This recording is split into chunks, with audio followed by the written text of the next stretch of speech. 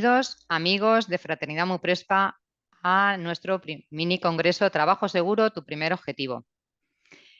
Me presento, soy Rebeca García, jefe de área de Prevención y Cultura de la Salud, y estamos celebrando nuestra novena Semana de la Prevención, este año dedicada a la tercera regla de Oro Visión Cero, establecer metas.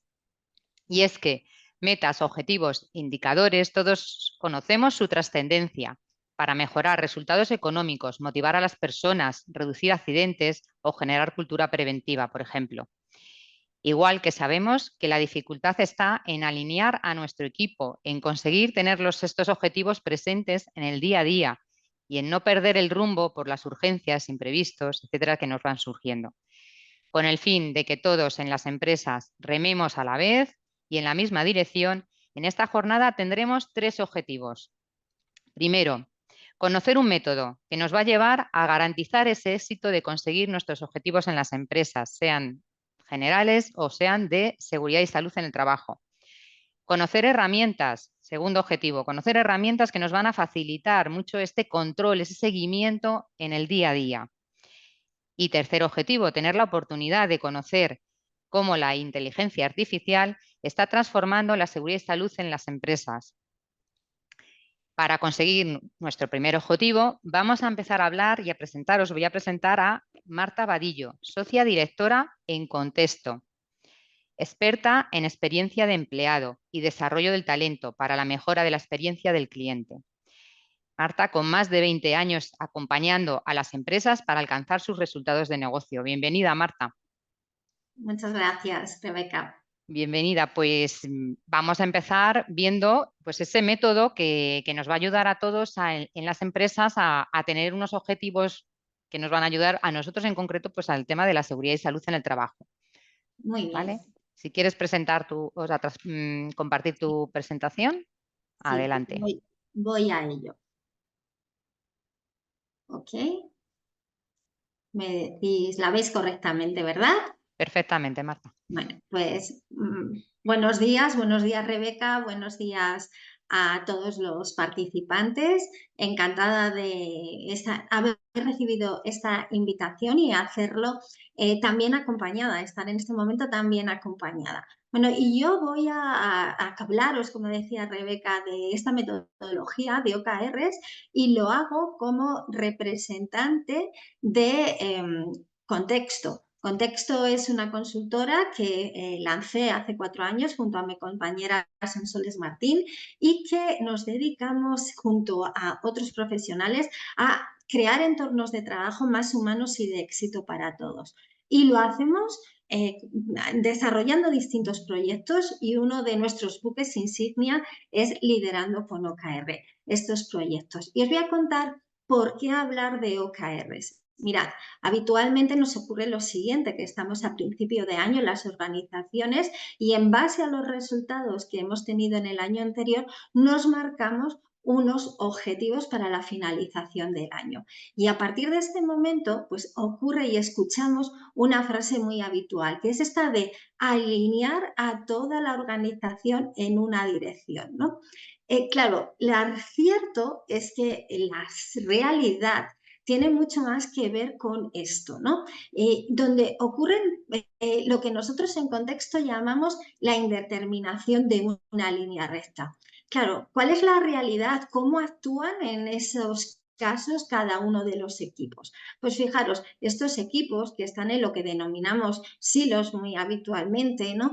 Pues tienen distintos objetivos. Hay equipos que lo que ocurre es que trabajan en objetivos vinculados y relacionados con la estrategia, otros, bueno, pues que pierden un poco el foco. Hay equipos que tienen información sobre cuál es la estrategia, la visión de la compañía, otros, sin embargo, tienen una información limitada. Y también se da el caso de que el liderazgo, bueno, pues realmente equipos lo tienen de forma muy potente y otros pues no se produce tanto. Con lo cual, la probabilidad de que exista un gap entre los resultados que nos hemos fijado a fin de año y los resultados obtenidos sea amplia. Claro, Los OKR, ¿a qué vienen? Los OKR lo que nos ofrecen es una alternativa, siendo conscientes de que trabajamos en distintos equipos dentro de las organizaciones, los OKR lo que nos permiten es trabajar por un propósito.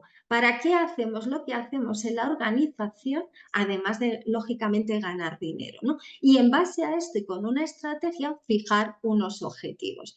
Esos objetivos están alineados ciertamente con esa estrategia y ese propósito.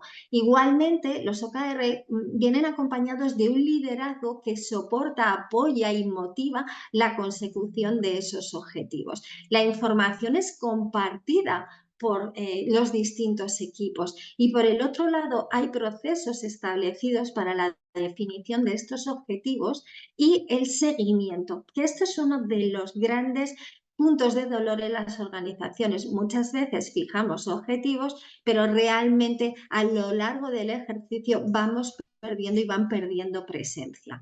Bien, ¿qué es esto de OKRs? Pues mirad, que estemos aquí hablando de OKRs, entre otras cosas, es consecuencia de este señor que se llama John Doerr, y John Doerr decía que OKRs es una metodología de gestión que asegura que toda la empresa se centra en los mismos temas importantes. Hablaba Rebeca de remar a la vez y en la misma dirección y los OKR nos permiten poner foco en este sentido. Sí me gustaría hacer algunas matizaciones. Mirad, responden los OKR realmente a un nuevo paradigma, nos acompañan en este nuevo paradigma que, entre otras cosas, el nuevo talento no se pide, nos exige, ¿no? Porque entienden el liderazgo y el trabajo en equipo de una manera diferente. Por el otro lado, los OKR funcionan y ahí están casos de éxito que lo avalen. Lamentablemente estamos en una economía de guerra, nunca mejor dicho, y al final los OKR nos permiten hacer más con menos. Y oye, en estas circunstancias es fácil perder el foco y difícil establecer prioridades. Y OKR nos ayuda a que esto no lo perdamos de nuestra retina. Es aplicable a todos los entornos y a todas las empresas. Esto no es algo de las startups, no es propio y exclusivo de ellos. De hecho, es posible y así se desarrolla en distintas compañías de distinto tamaño y de distintos sectores.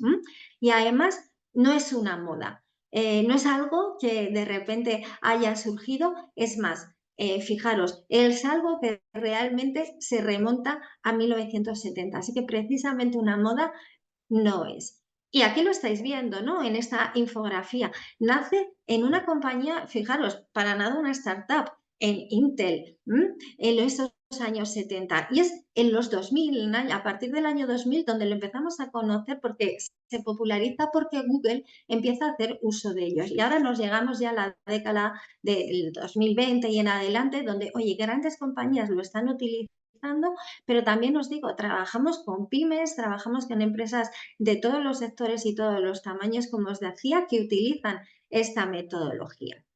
Claro, cuando hablamos de objetivos, de plantearnos metas, estamos más acostumbrados a escuchar hablar de dirección por objetivos. Claro, ¿qué diferencia entonces dirección por objetivos a OKRs? Pues mirad, en el primer caso, cuando hablamos y nos fijamos objetivos, hablamos de qué queremos conseguir con la dirección por objetivos.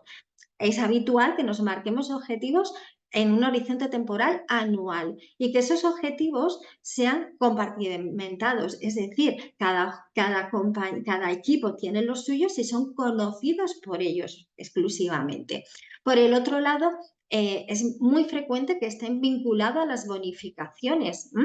En base a esto, oye, pues fijamos bonus, fijamos comisiones, con lo cual esto también hace que claro, seamos contrarios al riesgo, nos volvemos más conservadores y por el otro lado también son utilizados para generar cierta competitividad entre los equipos. OKRs tiene una visión diferente. Mirad, en OKRs hablamos de qué queremos conseguir, pero también cómo queremos conseguirlo y ahora hablaremos un poquito de esto. El ciclo temporal es mucho más corto. No vamos a fijar objetivos al año, vamos a fijar objetivos si acaso al trimestre como máximo tiempo. Después, los objetivos son públicos, son conocidos por todos, hay información transparente al respecto. Y algo que llama mucho la atención, están desvinculados de los bonos, de las bonificaciones. Y esto permite, entre otras cosas, que seamos más retadores, más ambiciosos a la hora de marcarnos, oye, ¿qué vamos a conseguir en el próximo trimestre? Y además hace que se fomente cierta colaboración, ¿no? Realmente colaboración, porque perdemos ese punto de competitividad.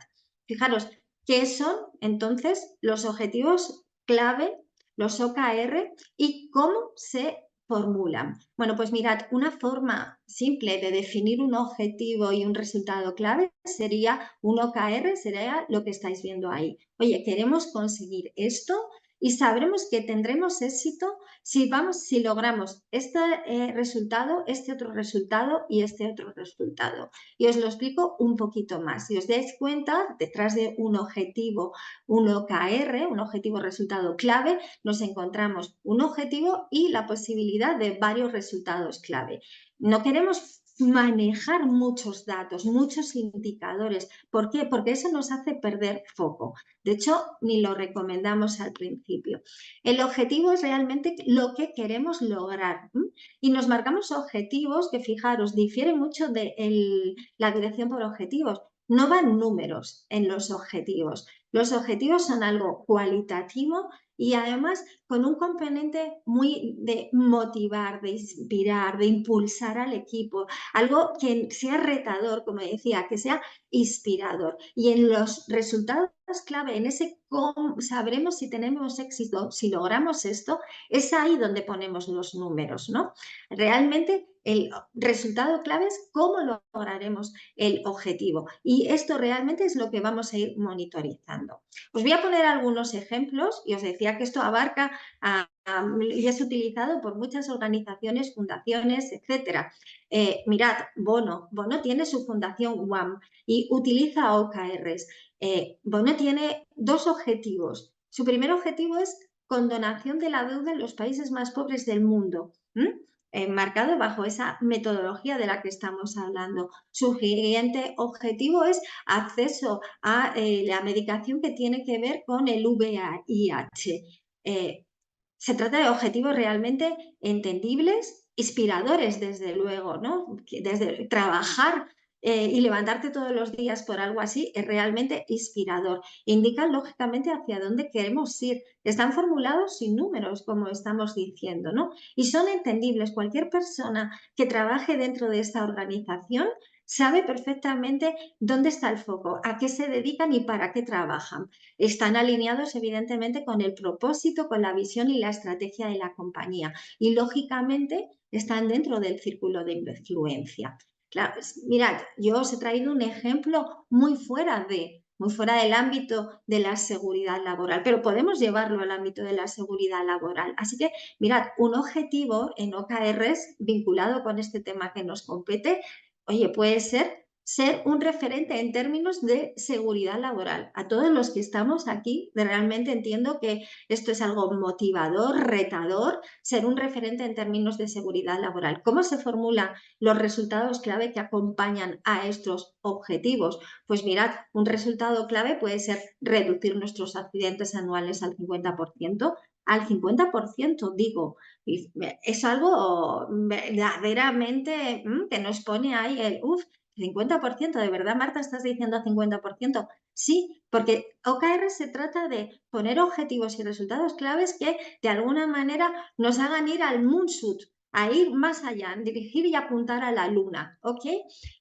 Y bueno, los otros resultados clave que estáis viendo ahí, incrementar en un 20% las propuestas de mejoras por parte de los empleados, sería otro resultado clave, o ese 30%. Aquí sí ya ponemos números. Y debajo de esto lo que van a ir son las acciones para dar lugar a esos resultados clave. Otro ejemplo que viene de otro área, finanzas. Esto nos está demostrando que, oye, es válido para cada uno de los equipos y los departamentos de la compañía.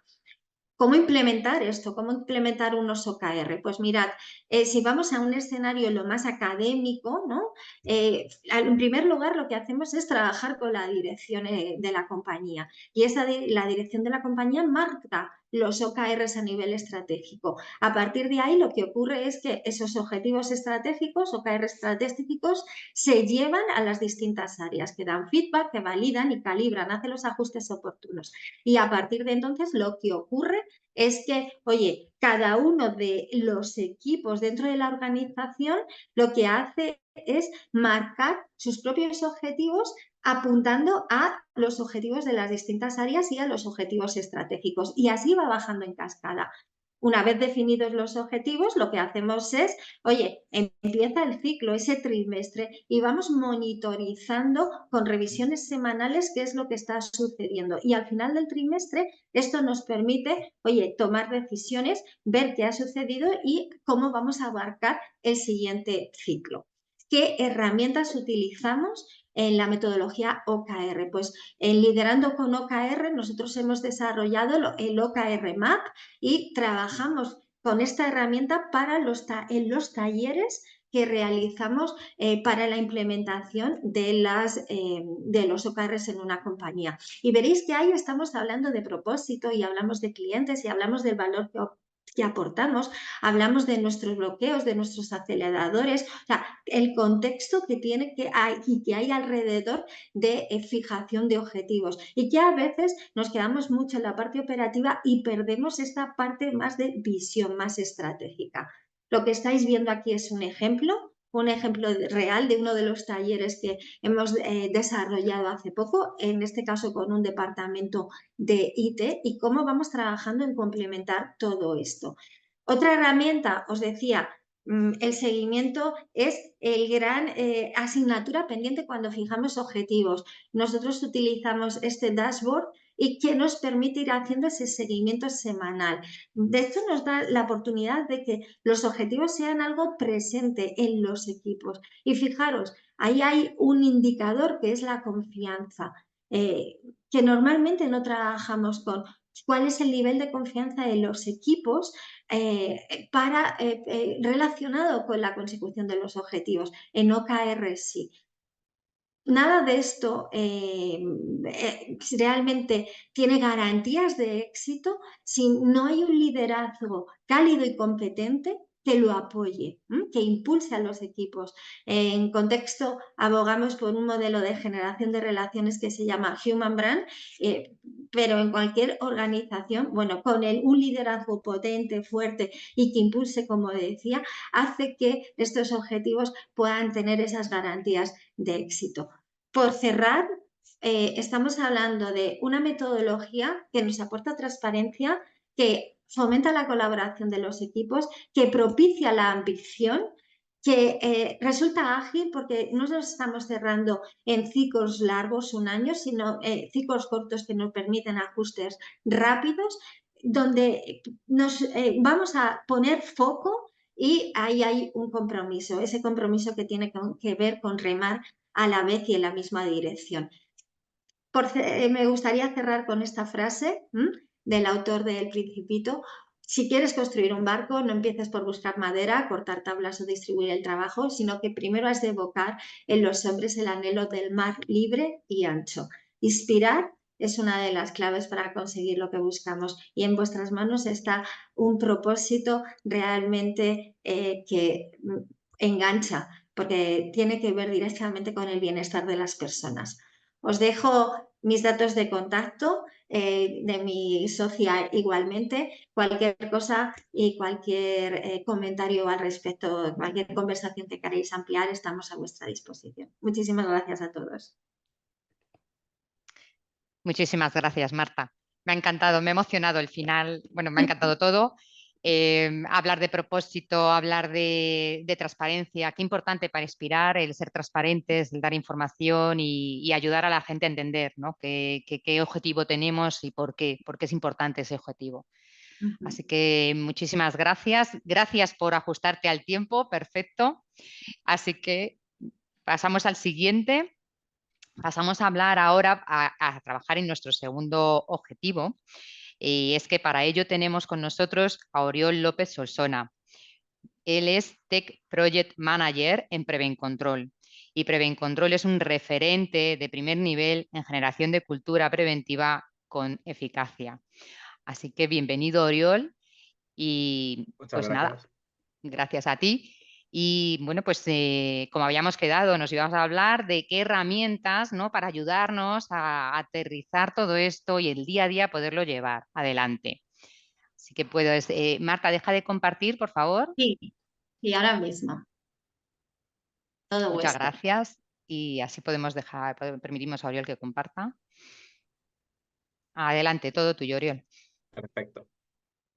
Bueno, buenos días. En la sesión de hoy, básicamente queremos daros las claves y herramientas para que podáis enfocar vuestros indicadores de seguridad y salud y conseguir que estos se conviertan en estratégicos. Vamos a ver cómo a través de una buena gestión de la seguridad y salud y de la digitalización de la misma, podemos sacar más partido a los datos que obtenemos para enfocar de una forma más directa y eficiente pues, la toma de decisiones, dar mayor visibilidad al departamento, a las acciones que proponemos y a mejorar el reporte a la dirección. Es importante que antes de ejecutar ni poner en marcha nada, entendamos y analicemos cuáles son las causas y los principales obstáculos que a día de hoy nos dificultan llegar a una situación ideal o aquella que nos gustaría alcanzar. El punto de partida por excelencia, y que a muchos de vosotros seguro que os resulta familiar, es encontrarse en la situación de que disponemos de multitud de datos, tenemos múltiples herramientas de reporte, almacenamos muchos datos de forma aleatoria y sin ningún orden, y eso en la práctica supone vivir en un caos absoluto, ya que no existe un patrón común y que cada fuente de datos funciona un poco por libre, ¿no? Como ejemplos de esta situación, ya veis un poco aquí en pantalla, pero tendríamos la información en Excel o en papel, es decir, por ejemplo, una recopilación de evaluaciones, la formación, las entregas de EPI. También nos puede pasar de que somos un servicio de prevención mancomunado o tenemos contratado un servicio de prevención ajeno y la información la tiene esa empresa que lo gestiona. Por otro lado, la CAE la gestionamos a través de una plataforma. Los reportes de accidentes son vía email, si es que se llegan a informar, o las investigaciones se hacen en Word, los partes Delta los tengo externalizados. También me puedo encontrar pues, que la información referente a altas y bajas de empleados está desactualizada, desfasada, entonces ya no tengo un control de absentismo, tengo dificultad para gestionar la formación e información de las nuevas incorporaciones. Por otro lado, interactuamos con otros softwares o herramientas corporativas y específicas de otras áreas, o incluso que tenemos contratado un servicio médico ajeno y nos da esa información de los reconocimientos médicos y los certificados en una plataforma o vía email, ¿no? Todo esto denota una dispersión de datos por el simple hecho pues, de tener múltiples orígenes y saca a la luz esa necesidad de unificar los datos en un espacio integral y poder consolidarlos de alguna manera. Si a esto le sumamos la deslocalización de las empresas, ya sea porque somos de un ámbito nacional o internacional, aún lo agravamos más, ya que podemos dejar de tener información compartida por todos. Además, es habitual que haya centros que incluso tengan sus propias herramientas, a diferencia del resto de centros, o tengan sus propias maneras de proceder. Otro de los escollos a salvar es más reciente de los últimos tiempos y es lo que he llamado desintegración QHSE. Dicho de otra forma, me refiero a que en los últimos años los departamentos de seguridad han evolucionado cada vez más en integrar el departamento de calidad en el mismo, ¿no? Entonces, eso no siempre ha sido fácil, ya que muchos de los procesos específicos de calidad han quedado descolgados y dificultan esa integración a nivel de departamento común. La consecuencia directa de todo este desorden es principalmente la falta de visión global. Si ponemos el foco únicamente en lo que vemos en un registro o en una observación, no tendremos la capacidad de contextualizar y de ver más allá. Si en cambio consigo tener una visión más globalizada, me daré cuenta de que ese foco metido en un contexto es muy distinto, ¿no? Aquí esta imagen es muy metafórica, pero me refiero a que no es lo mismo ver una observación de seguridad, por ejemplo, que haya salido mal y le damos máxima importancia o prioridad a lo que hemos detectado, cuando quizás en la realidad, en un hipotético global de las observaciones, veríamos que en el 95% de los casos las situaciones son correctas y esa observación individual solo era un caso aislado, y lo mismo si lo veo a la inversa, ¿no? Todo esto nos acaba derivando, perdón, en una sensación de descontrol general, porque somos incapaces de tener una visión sesgada con el resto de la organización, no controlamos los efectos que nosotros generamos en el resto de la organización y en última instancia eso desemboca en apartar al departamento del resto por el simple hecho de generar pues, incertidumbre, perdemos fiabilidad, generamos un clima de desconfianza e incluso conlleva, en el peor de los casos, pues dejar de participar en comités de dirección, es decir, que no se hable de seguridad o incluso que no se invierta lo suficiente en seguridad, ¿no? Lo último que nos va a ocurrir es que no podemos anticiparnos a los sucesos y seremos siempre reactivos a los eventos, mediremos en pasado y las respuestas que daremos no tendrán capacidad de influir en ese ámbito global. Entonces, bueno, un poco la pregunta que nos generan todas estas situaciones adversas es ¿qué podemos hacer para revertirlo y cuáles son las claves y herramientas que nos ayudarán a conseguirlo? Para enfocar el cambio, lo primero y lo más importante es querer hacerlo. Parece una obviedad, pero debemos tener actitud positiva, ambición, voluntad, para querer no solo de cambiar, sino también de ser un ejemplo a seguir, ¿no? Si tenemos esa visión de cambio positiva, definir los objetivos no será un problema y nos permitirá definir mejor el plan de acción que conllevará intentar alcanzarlo, ¿no? También es aconsejable en ese sentido tener un cierto asesoramiento y acompañamiento por parte de expertos, es decir, no ir por libres y funcionar por sí solos, porque la hoja de ruta que podremos definir será lo más óptima posible. En este plan de acción debe ir encaminado hacia esa unificación de datos, de los procesos y sobre todo del departamento en general. Con todo esto en marcha ya solo nos quedará pues, revertir esa reactividad hacia esa proactividad y escalar en cultura. Por lo tanto, la pregunta que os lanzo es, ¿dónde empezasteis? ¿Dónde estáis ahora? ¿Y dónde queréis llegar? El proceso de transformación consta de varias etapas, ¿no? Que debemos ir superando y consolidando en el orden que os indico. Primero es necesario identificar bien cuál es la necesidad y la realidad de la organización.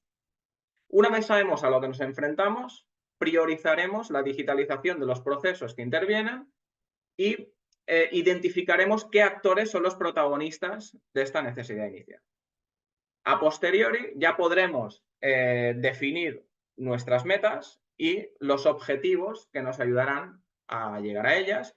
Y por último, una vez ya está todo integrado, podremos empezar a pintar cuadros de mando que nos ayuden a controlar y a hacer el seguimiento de esa evolución para para ver si vamos por buen camino o no. También es importante tener en cuenta no cerrarse en banda, ya que una vez nos metemos de lleno en este proceso, nos daremos cuenta de que podemos ampliar estas necesidades y que aún podemos llegar a ser más ambiciosos, ¿no? De lo que al principio nos habíamos propuesto. Pero bueno, vayamos un poco por partes. La primera medida a tomar es la consolidación de los datos en un único software, ¿no? Es decir, siempre que sea posible, evidentemente. El software debe ser un hub de datos entre todos estos distintos orígenes, de modo que se consoliden, digamos, en un entorno integrado para una explotación única. Con esto lo que conseguiremos pues, es el poner el foco en el aporte de valor, alinear los objetivos corporativos, crear entornos colaborativos y todo esto repercutirá en mejorar el posicionamiento del área. También alinearemos los sistemas de reporte, unificaremos fuentes de información y seguiremos los objetivos asociados a los mandos y esos reportes a dirección. En consecuencia, también reducimos la carga administrativa porque automatizaremos tareas, reducimos la ineficacia y, sobre todo, el desperdicio del talento, digamos, de que muchas veces tenemos que estar haciendo otras tareas que no aportan tanto valor porque se exige que sea un personal cualificado cuando podría estar haciendo o aportando más valor, digamos, en la gestión preventiva, ¿no? Y por también, digamos, que toda la información esté en un único repositorio y que sea de fácil acceso para todo el mundo.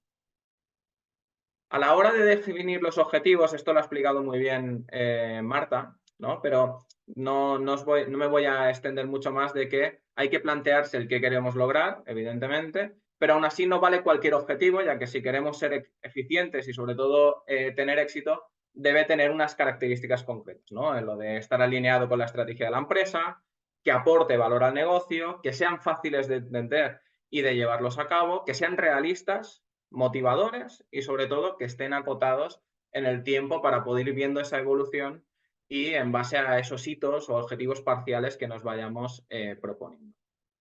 Cuando sabemos ya lo que queremos conseguir, entonces ya podemos ponernos a establecer esos indicadores que nos ayudarán a entender si vamos por el buen camino o no. Y es importante que el enfoque de nuestro objetivo sea la progresión ascendente, sobre todo en la percepción cultural, ¿no? Es decir, basarse en proactividad. Para ello existen dos estrategias. Por un lado, disponer de indicadores de rendimiento, ¿vale? Que estos indicadores deben fomentar esa prospección, predictibilidad, es lo que llamamos los indicadores leading, ¿no? Para ganar terreno a esos que son de resultados, efectos, que son básicamente los leading. Otra estrategia posible también es detectar esos procesos vulnerables o críticos para ayudar a optimizarlos, integrarlos y hacerlos más eficientes. Una técnica útil es detectarlos a través de la regla del 80-20 o los diagramas de Pareto, que básicamente lo que viene a decir es que el 80% de los efectos lo producen el 20% de las causas. Entonces, hablando mal y pronto, un poco es con poco hacer mucho. Eso sí, nunca perdamos la capacidad y la voluntad de cohesionar, de ir a un objetivo común. Es decir, ya no se trata de eliminar las fronteras dentro del propio departamento, sino también fuera de él con el resto de la organización. Y la digitalización conectada es una buena estrategia para llegar a ello. Por último, cuando todo lo anterior ya está bien trabajado, podemos unificar los datos en un cuadro de mando, entonces sí, ya podremos ver los datos como una fuente de sabiduría o conocimiento para ayudarnos a mejorar y conseguir esos objetivos. Un poco en conclusión, podemos concluir que al final el cuadro de mando no deja de ser la punta del iceberg de todo un proceso de creación y transformación, ¿no? Cuando hablamos de cuadros de mando solo vemos el output, el informe con gráficos, pero la creación va mucho más allá. Resumiendo, el proceso creativo parte de una necesidad de unificar, de digitalizar, de analizar partes, las formas de reporte, el brainstorming de indicadores y ya luego cuando todo esto está, nos ponemos a pintar gráficos que den visibilidad, ¿no? a nuestros objetivos. Y en definitiva, son el último escalón de un proceso de transformación en la organización. Ahora, para que podáis ver un poco la parte más resolutiva, vamos a ver casos reales de éxito en los cuales los cuadros de mando han sido la solución a esas necesidades que tenía el cliente, ¿no? El primer caso se desarrolló en una conocida marca de cervezas y bebida nacional, con multitud de centros repartidos por toda la geografía española y que tienen muy buena posición, digamos, en cultura preventiva y una alta sensibilización en seguridad, ¿no? Reportando internamente indicadores que se salen de lo habitual, ¿no? Se salen de esos indicadores o índices de accesibilidad, etcétera, pero que tenía como herramienta principal el Excel, ¿no? A menudo nos podemos encontrar que los datos no son tangibles, como puede ser un índice de proactividad, o no tienen un reporte directo en software, ¿no? Como sí que tiene el hecho de reportar un accidente. El hecho de usar un Excel suponía una gran cantidad de retrabajo, mucho esfuerzo en unificar los datos de cada centro, que ponía en riesgo incluso la continuidad de seguir midiendo datos que tenían gran interés en la organización. Entonces, la solución pasó por homogeneizar un método y un proceso de reporte digital con un formulario que iba vía app. Lo unificaba todos esos datos acababan unificados en un software corporativo de prevención y explotábamos los datos de forma unitaria, teniendo cruzados valores interesantes en materia de cultura con otros reportados en el día a día de seguridad. Esto permitió de forma muy rápida que se pudiera medir lo que llamaban índice de cultura preventiva y sobre todo también ver esas repercusiones transversales de lo que estoy haciendo, cómo repercute sobre otros elementos. Al segundo lo he llamado objetivo cumplido y el motivo es porque el leitmotiv de este cuadro fue comparar cómo las acciones en seguridad repercuten sobre la siniestralidad, ¿no? Y cómo podemos establecer objetivos que nos ayuden a controlar si vamos por el buen camino o no. Entonces nos llegó una necesidad de un cliente que se dedica a la gestión de residuos y medio ambiente que empezó usando nuestro software SmartOS para reportar cuestionarios de inspecciones de seguridad a través de una app.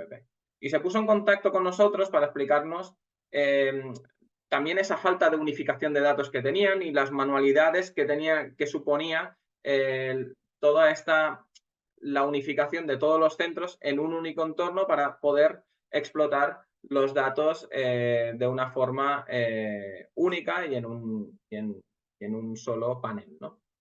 Este cliente clasificaba los centros de trabajo entre lo que llamaban resultados, que son realmente los siniestros, ¿no? Es decir, las repercusiones, y lo que llamaban prevención, que son las acciones preventivas, ¿no? Es decir, lo que hago para intentar reducirlo, comparando el valor anual de uno con el otro objetivo, de modo que se pudiera analizar si un centro cumplía en prevención y eso se notaba en la repercusión que tenía sobre los resultados. Esto eran los campeones.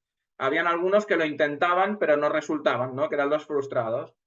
No cumplían en prevención, pero se trasladaban a accidentabilidad. Pues estos eran unos suertudos, ¿no? Y luego ninguna de las dos, que eran los perdedores. Entonces analizamos posibles soluciones y las encontramos en esos mismos cuestionarios, ya que ya usaban ya para otros procesos, es decir, ya utilizamos procesos que ya están integrados dentro de la organización, no estamos metiendo nuevos procesos para hacerlo. Y los cuadros de mando, ya que a través de los mismos ya podíamos unificar esa información, tomar los datos vía app, centralizarla en un único espacio y luego compartirla con todo el mundo. Otro caso de éxito se desarrolló en una empresa del sector petroquímico, con la particularidad que incluso aquí, por la zona donde está, tiene una metodología propia de gestión de riesgos y de valoración de los riesgos y propias de esa zona, ¿no? Entonces, este es un ejemplo de esa homogeneización que hablábamos de la integración de los QHSE, porque cada subdepartamento del área, incluso dentro de las decisiones dentro del propio área, utilizaban sus propios métodos y sus propias herramientas, ¿no? Entonces, las evaluaciones se hacían en un Excel, la gestión del cambio se hacía por un software específico, pero no se hablaba con el resto. Las participaciones y las OPS también se hacían vía app, pero al final ese plan de acción que que genera cada una de las partes, al final es el plan de acción de un solo departamento.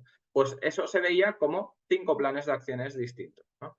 Entonces, la solución aportada se encaró en primera instancia a homogeneizar la herramienta de reporte y el control de las subáreas para que la información se recoja toda en la misma herramienta, se pueda tener el cuadro de mando que visualice, pero no solo eso, sino que el plan de acción es visible para todo el mundo y es único.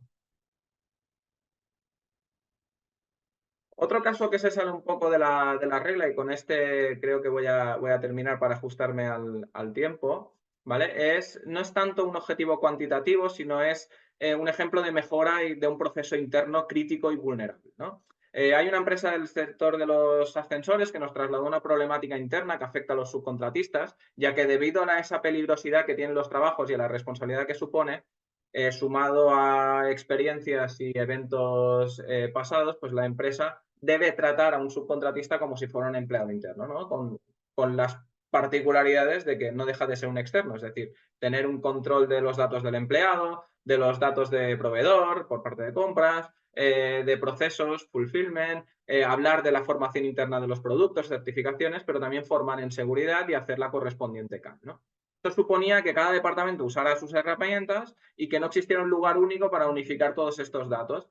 Entonces, esta falta de unidad fue parte de las causas que provocaron consecuencias más críticas y de ahí que se prioricen este tipo de procesos frente a otros, ¿no? Recordemos un poco la regla esa del 80-20 que hablábamos antes.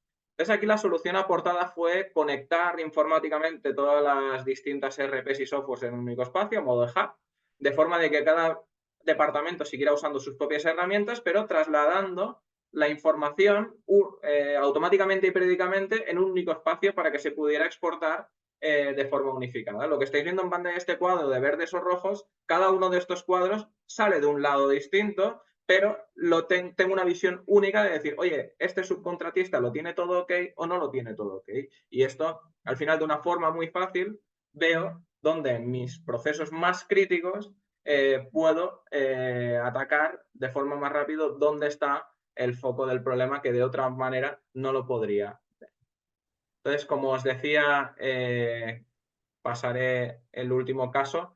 pero bueno, básicamente en todos y en cada uno de estos casos de éxito, el resultado y el valor aportado al cliente ha sido muy positivo, pero no olvidemos lo más importante, y es que siempre hemos ido enfocados a buscar la cohesión, la alineación y la mejora de la cultura en seguridad y salud. Así que esperamos que esto os haya aportado algo de luz y que os pueda servir de ayuda.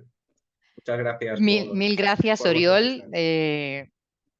Nos ha quedado clarísimo todo lo que has contado y es verdad el problema de dispersión de datos que tenemos, de trabajos manuales que tenemos que hacer en todas las empresas para cumplir nuestros objetivos y que inexactitud muchas veces de manejar tantos datos. O sea que realmente tenemos que plantearnos el contar con herramientas de este estilo y para ser eficaces en prevención y conseguir esa generación de cultura o cualquier objetivo que nos propongamos, ¿no? Así que nada, voy a pasar a nuestro siguiente invitado, a Bruno. Bruno Pérez, es para cumplir con nuestro tercer objetivo de esta jornada.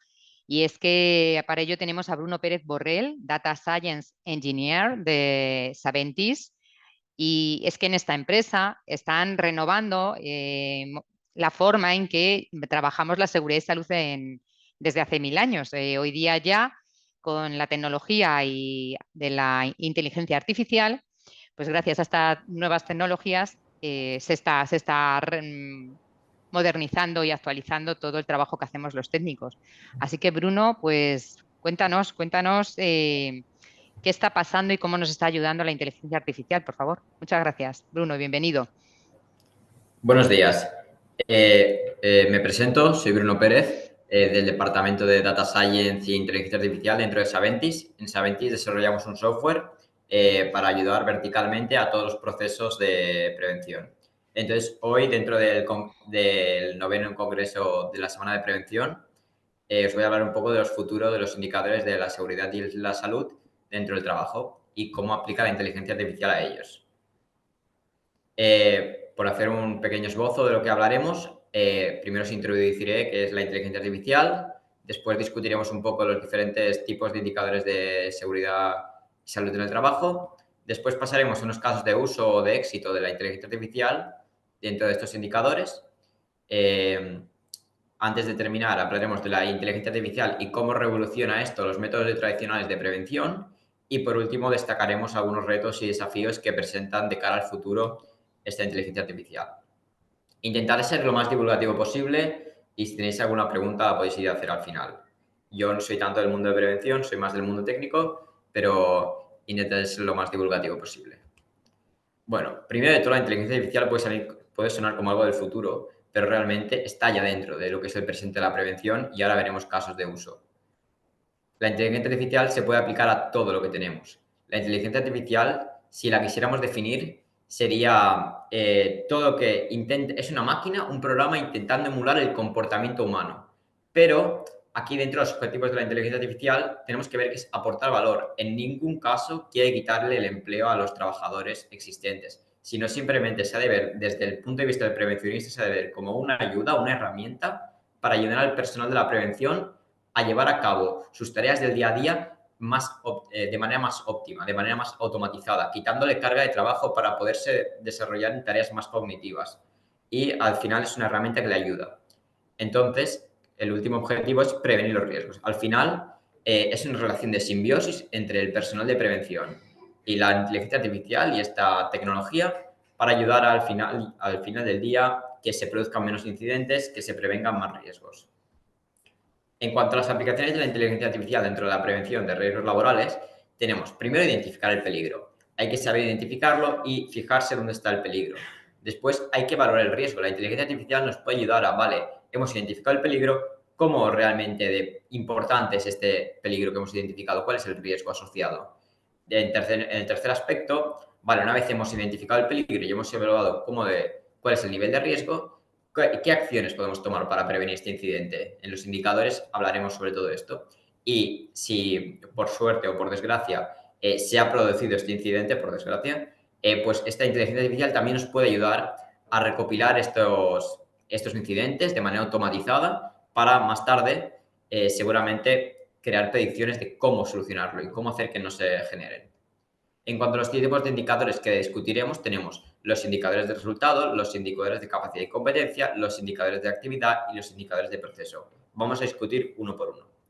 En cuanto a los de resultado, tenemos ejecuciones de planes de trabajo anual, ejecuciones de planes de capacitación o de formación. Estas ejecuciones, la inteligencia artificial nos puede ayudar. Nosotros le pasamos nuestro plan inicial o incluso sin tener ni siquiera plan inicial, y gracias a que entiende el contexto semántico de la prevención, puede ayudarnos a generar o ampliar nuestro trabajo anual, tanto sea con feedback de los trabajadores como viendo carencias que tiene nuestro plan, y ya que entiende el lenguaje en castellano o en inglés, nos puede ayudar a ampliarlo y a desarrollar quizás una mejora. Después podemos hablar de la intervención en los peligros y riesgos identificados, que es que puede ver estos peligros y riesgos que nosotros inicialmente hemos identificado y nos puede ayudar también a completarlos o a decirnos, no, quizá esto no es suficientemente específico o quizá esto es demasiado específico. Con lo cual, en los resultados que queremos obtener de los indicadores nos puede ayudar. También en la evaluación de condiciones de salud y de los trabajadores del último año, por ejemplo, como un indicador, la inteligencia artificial nos puede ayudar directamente a, por ejemplo, dada una imagen, ver cuáles son las condiciones de salud de estos. Entonces nos crea indicadores a través de outputs que antes no habíamos tenido en cuenta como imágenes directamente. Para ir más rápido, y hablaremos de los indicadores de capacidad y competencia. Dos indicadores que he puesto como ejemplo podrían ser el número de trabajadores que reportan accidentes o el porcentaje de trabajadores comprometidos con SST. Esto es como un indicador quizás demasiado subjetivo, pero nosotros con la inteligencia artificial lo podemos hacer de manera objetiva, que sería, por ejemplo, analizamos todos los reportes que hacen los trabajadores y dentro de esos trabajadores, un modelo de inteligencia artificial de clasificación sería capaz de decir, vale, de estos reportes, ¿cuáles son los que tienen que ver con accidentes? Y entrenando al modelo, entrenando al algoritmo, podríamos saber qué reportes tienen que ver con accidentes o de todos los reportes que hacen los trabajadores, cuáles son relacionados con el SST, cuáles están comprometidos. Y mediante clasificación binaria, que sería de está comprometido o no está comprometido, podríamos hacer un porcentaje.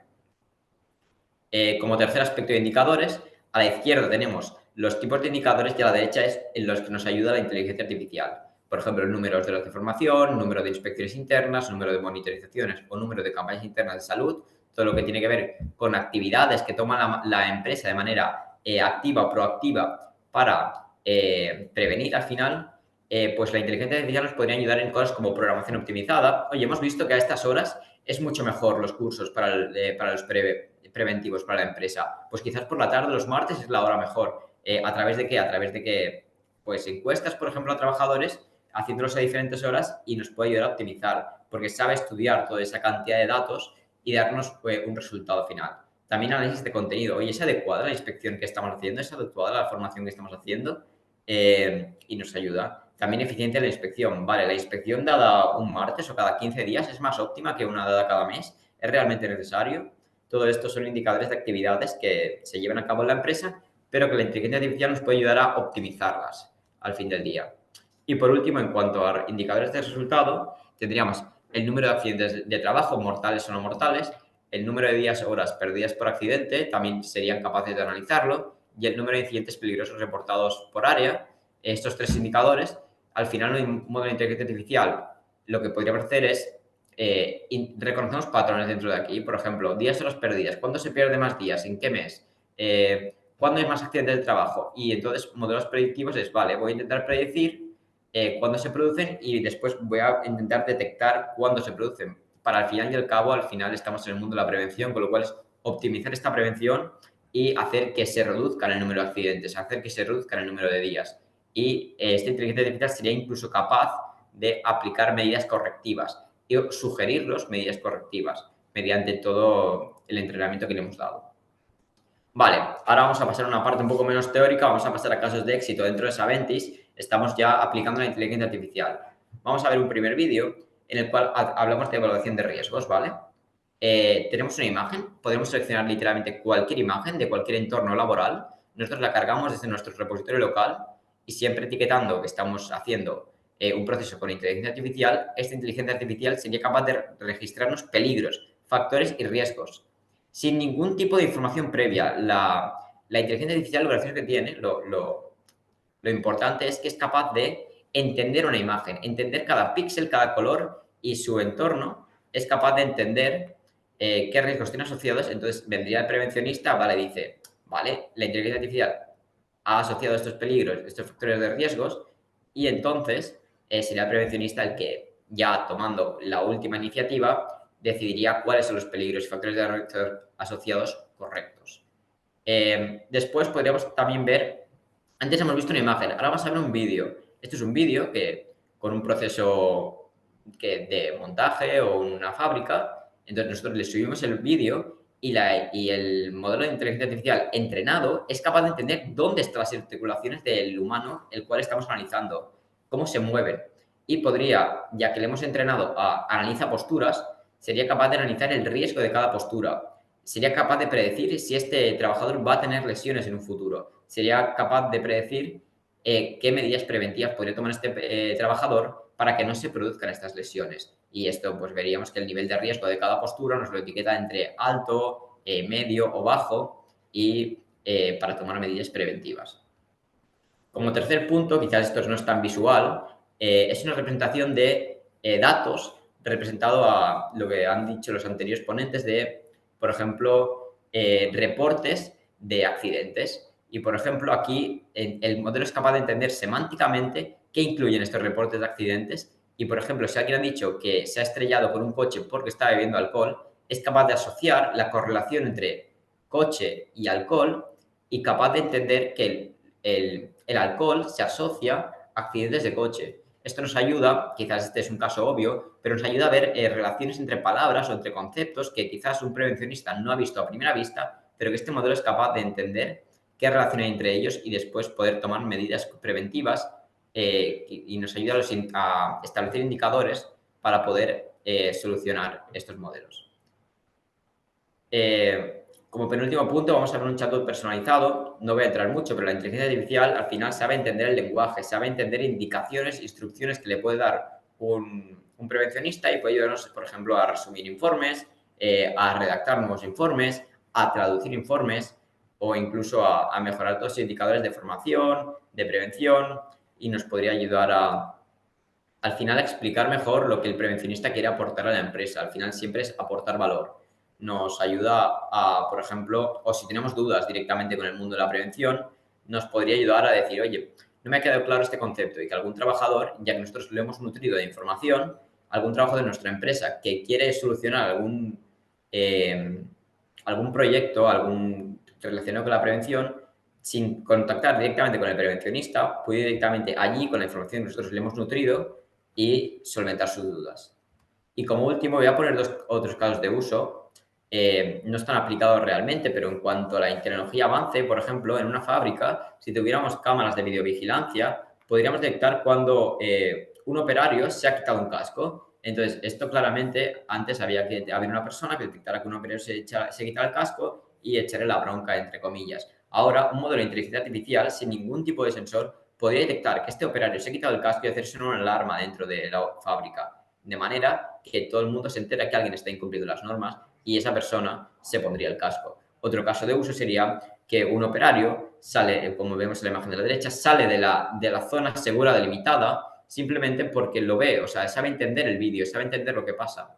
Entonces, si sale a una zona peligrosa, lo que veríamos es que suena una alarma y este operario está obligado, entre comillas, de manera moral, a volver a la zona de operario. Con lo cual, es simplemente este modelo que hemos entrenado que la inteligencia artificial es capaz de entender un vídeo, es capaz de entender qué está pasando.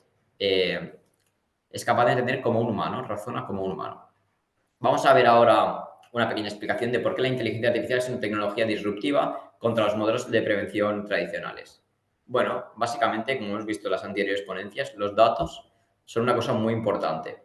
Sobre todo datos estructurados. Podríamos analizar Excel, podríamos analizar datos numéricos, datos incluso palabras. Lo que nos da la inteligencia artificial es datos no estructurados.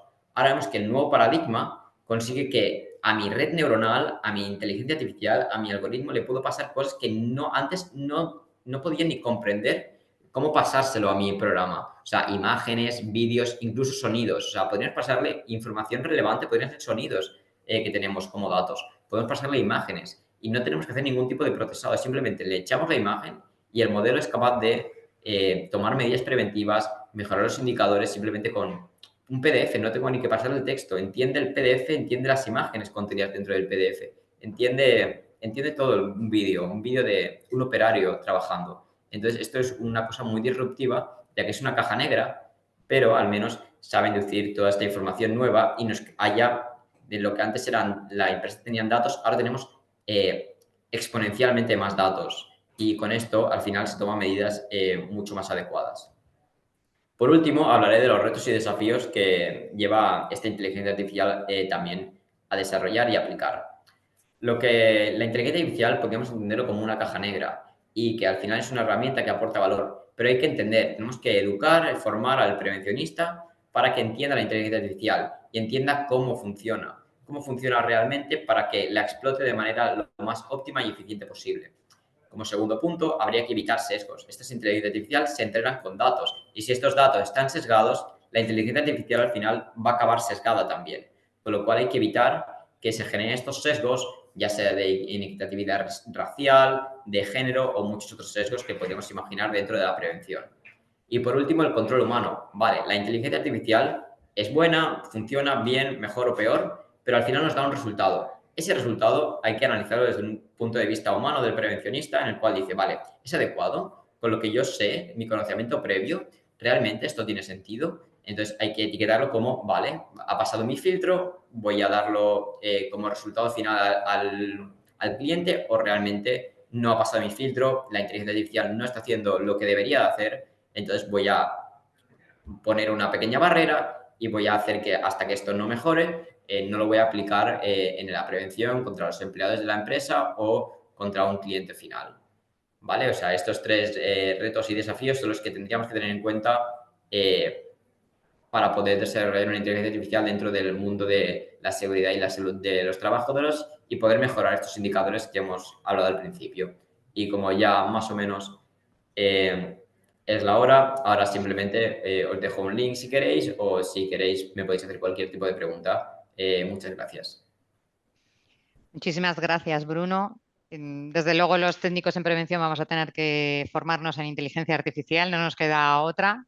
Además de que, bueno, pues a mí me has convencido, es una ventaja, es un ahorro de tiempo, es poder abarcar mucho más y saber mucho más.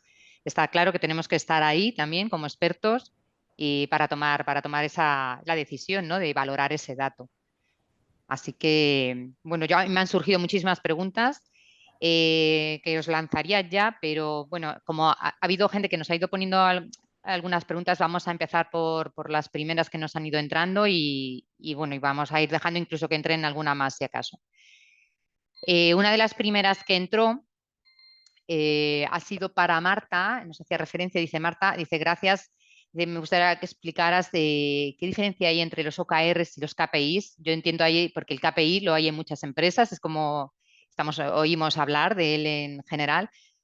¿Qué nos puedes contar en eso, en cuanto a qué diferencia hay o qué? Bueno, lo primero, gracias David por tu pregunta. Fíjate que más que hablar, ¿no? Y además es muy habitual esta pregunta que ha hecho David, ¿no? ¿Qué diferencia hay entre un OKR y un KPI? Pues fíjate, no es tanto diferencia, sino que yo hablaría del concepto de complementariedad. Y lo cierto es que un KPI se puede integrar dentro de la metodología OKR. Un KPI se integra en la capa más operativa, que es la de los resultados clave. Puede ser un resultado clave. De hecho, cuando yo antes mostraba el dashboard en el que se hace el seguimiento de los OKRs, ahí hay una columna que ponía KPI. Hemos hecho una aproximación de visión absolutamente general de lo que son los OKRs, pero yo diría que casi donde está el valor es en ese punto de cómo hacemos el seguimiento de esos datos, ¿ok? Y cómo establecemos y qué rutinas establecemos para hacer el seguimiento de esos datos y qué dinámicas de equipo establecemos con respecto al seguimiento de esos datos y de esos KPIs, entre otras cosas. Y ahí es donde sí está la diferencia con la metodología más tradicional en la que se emplean KPIs. Fenomenal. Pues Gracias por contestarnos ahí, Marta. Ujú. Más preguntas que nos han entrado. Por ejemplo, la siguiente se la pusieron a Oriol. Buenos días, nos dice Javier Sánchez. Muy interesante todo, lo he escuchado por ahora. Mi pregunta para Oriol. ¿Hay alguna estrategia recomendable para llegar con éxito a alcanzar estos objetivos? ¿Hay A ver, estrategia? sí, estrategia, exacto. A ver, yo creo que para llegar a un objetivo lo primero que tienes que saber es saber si llegas o no llegas a ese objetivo, ¿vale? Es decir, tener esa capacidad de saber hacia dónde vas y si vas en el buen camino o no.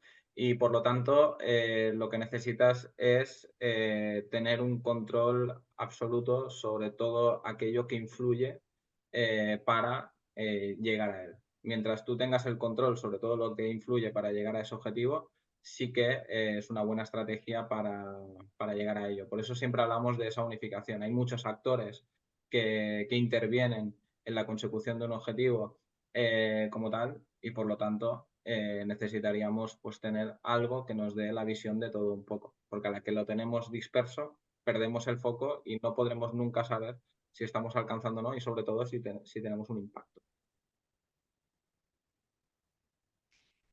Muchas gracias, Oriol. También acaba de entrar otra pregunta para Bruno. ¿La inteligencia artificial para mejorar la SST tiene que ser entrenada o hay alguna gratuita que se pueda utilizar? Realmente la inteligencia artificial sí que tiene que ser entrenada, pero ya existen grandes empresas que se han gastado millones de euros en entrenarla y que muchas de ellas son de fuente abierta, que le llamamos open source por el comunicado en inglés. Entonces, existen muchas herramientas como LensGo, Durable, Gen AI o muchas otras que ya os pasaremos un enlace si queréis, que al final se han encargado de, digamos, entrenar de manera específica para el mundo del SST y que muchas de ellas son gratuitas, ya que de manera abierta se han publicado los pesos de estos entrenamientos que sí que valen dinero, pero que se han puesto al público de manera gratuita, con lo cual sí que podrían ser gratuitas si nosotros quisiéramos. Fenómeno. Pues sí, sí te agradecemos esos enlaces.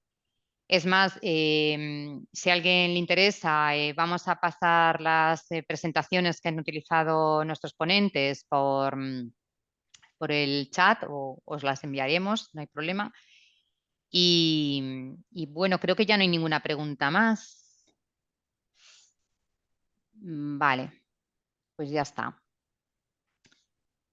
Pues muchísimas gracias. Creo que ha sido muy completo. Hemos visto esa metodología, hemos visto esas herramientas que nos van a ayudar para en el día a día poderlo aplicar. Y Bruno, pues al final nos has dado un poco de una visión de hacia cómo nos tenemos que actualizar, que tenemos que formarnos en inteligencia artificial para ser más eficaces al fin y al cabo. Y bueno, mi compañera, mi Natalia Fernández Laviada, que es mi subdirectora, se acaba de unir porque quiere comentar o despedir algo, Natalia. No, simplemente dar las Vale, gracias de nuevo, dar las gracias porque es un placer haberos escuchado, diferentes puntos de vista sobre temas muy interesantes todos. Os habéis ajustado perfectamente a los tiempos. También haremos píldoras y contenidos con lo que habéis comentado y nada, simplemente daros las gracias y a ti, Rebeca, por este mini congreso tan chulo que habéis montado. Muchas gracias. pues sí, sí que están pidiendo los enlaces, lo acaba de poner un compañero, Sí. Davinia, nos está pidiendo los enlaces para la inteligencia artificial, estos que comentabas, Bruno. Así que lo pondremos ahora en los enlaces o lo enviaremos por correo, ¿vale? Muchísimas gracias a todos y gracias a los invitados que habéis participado y nos habéis dejado, bueno, nos habéis aclarado todo este tema que nos ha venido fenomenal. Así que mil gracias a todos los que habéis estado ahí atendiendo y bueno, pues seguirnos en las redes, en nuestras páginas web y estamos a vuestra disposición para dudas y lo que necesitéis. Muchísimas gracias y hasta la próxima.